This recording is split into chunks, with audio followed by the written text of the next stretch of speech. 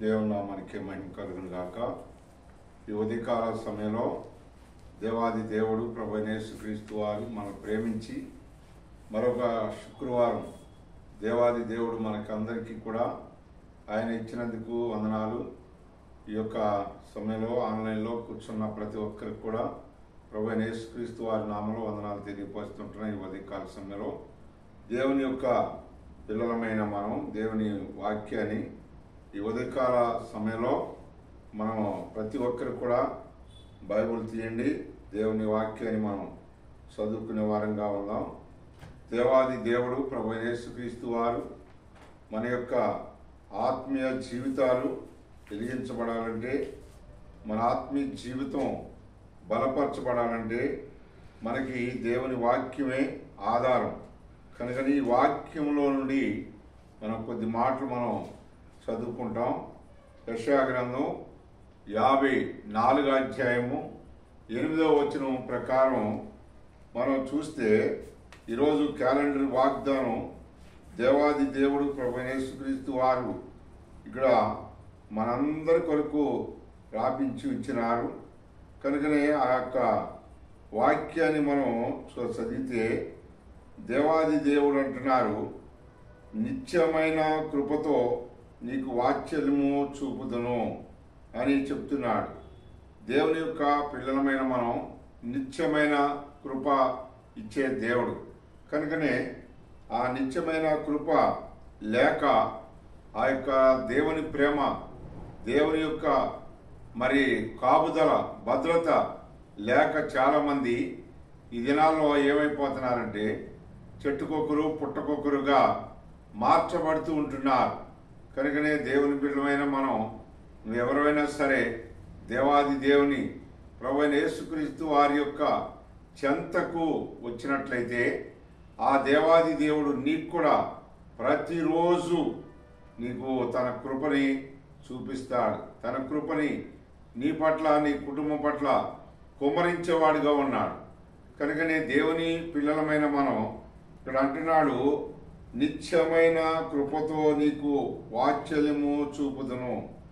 కనుకని నిత్యము, ప్రతి దినము, నిత్యం అంటే ప్రతిరోజు, ప్రతి గడియ, ప్రతి గంట కూడా ఆయన కాపుదల, భద్రత, ఆయన కృప నీకుంటుంది.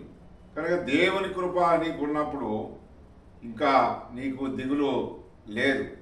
కనుకనే దేవుని యొక్క పిల్లలమైన మనం చదవండి దేవుని యొక్క వాక్యాన్ని. ఆదికాండం 6వ అధ్యాయము 8వ వచనంలో కూడా మన పితరుడైన నోవాహుతో ఈ విధంగా మాట్లాడుతూ ఉంటారు దేవుడు. చదవండి దేవుని యొక్క పిల్లలమైన మనం.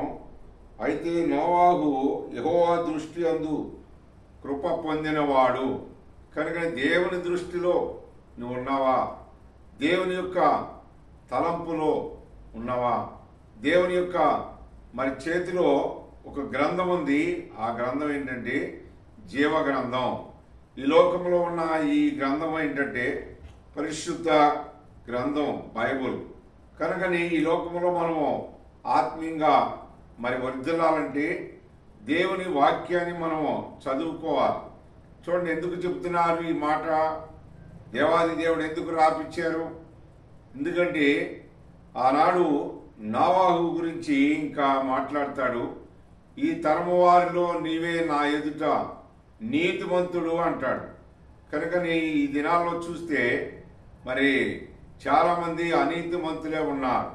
కనుకని మరి రోమా 3:11 చెప్తాడు, నీతిమంతుడు లేడు, ఒక్కడు లేడు అంటున్నాడు. సృష్టికర్త అయిన దేవుడే నోవాహు గురించి సాక్ష్యం ఇస్తున్నాడు. ఆ తరం వారిలో నోవాహు ఒక్కడే నీతిమంతుడు. కనుకని అందుకని దేవుని కృప నోవాహుతో ఉంది. కనుకని ఆయన ఎవరండి? మన పితరుడు, మన పూర్వీకులు.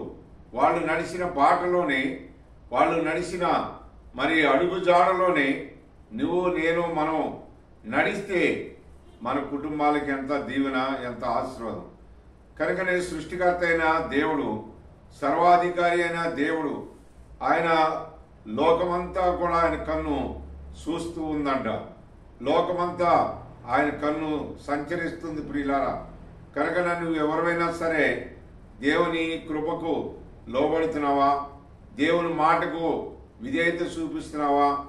దేవుని యొక్క మాట మీద ఆశ ఉందా నీకు? దేవుడంటే మరి భయము భక్తి కలిగి ఎవరైతే ఉంటారో ఆ దేవాది దేవుడే ప్రభు అయిన యేసుక్రీస్తు వారు నీ యొక్క మరి అడుగు జాడల్లో వేసే ప్రతి అడుగులో కూడా తోడుగా ఉంటాడు ప్రియులారా. ఎందుకు కారణం ఏంటంటే ఆ దేవాది దేవుడు ప్రభు అయిన యేసుక్రీస్తు వారు కృప చూపించడానికి కారణం ఏంటంటే ఆయన అన్నాడు, చూడు నా అరచేతిలో నిన్ను చెక్కాను అన్నాడు. కనుక ఆయన రూపము నీకు ఇచ్చాడు. ఆయన స్వరము నీది, నీ స్వరము మరి నీ సొంతది కాదు, దేవుడే నీకు ఇచ్చాడు. ఏ రీతిగా నిన్ను రూపుదిద్దాడు, ఏ రీతిగా నిన్ను డిజైన్ చేశాడు, ఇది తెలుసుకుంటే మనం చాలా చాలా ధన్యులం. కనుక నేను తెలుసుకోకుండా ఉంటే ఇంకా ఆ దేవాది దేవుడు ప్రభు అయిన యేసుక్రీస్తు వారు మరి మధ్య ఆకాశానికి వచ్చినప్పుడు, మరి ఆయన దూతలు భూమి మీదకి వచ్చినప్పుడు, మరి దేవుని యొక్క తలంపులో దేవుని లిస్టులో దేవుడు ఎవరి ద్వారా మరి ఆయనకి కృపనిస్తున్నాడు అన్నది మనం తెలుసుకోవాలి. కృప అంటే ఏంటంటే, నా దగ్గర ఒక పుస్తకం ఉంది, కాపరి దుడ్డుకర్ర అనే పుస్తకం. ఆ పుస్తకంలో చదివితే ఆ కృప అనేది ఆయన శక్తితో కూడిందంట. ఆయన శక్తి, ఆయన బలం లేకపోతే మనం బలహీనులం, మనం చేతగాని వారం, మనం ఏది కూడా మంచి కానీ చెడు కానీ ఏమి చేసుకోలేం. కనుకనే సృష్టికర్త అయిన దేవుడు చేయాలి నీ పట్ల, నీ కుటుంబం పట్ల, నీ యొక్క మరి బిడ్డల పట్ల ఆయన కృప చూపిపోతే, ఆయన శక్తి నీపోతే, ఆయన బలం నీపోతే ఈరోజు నువ్వు లెగలేవు. ఈరోజు చూడని వారు ఈ లోకంలో ఎంతమంది ఈ లోకాన్ని విడిచిపెట్టారు,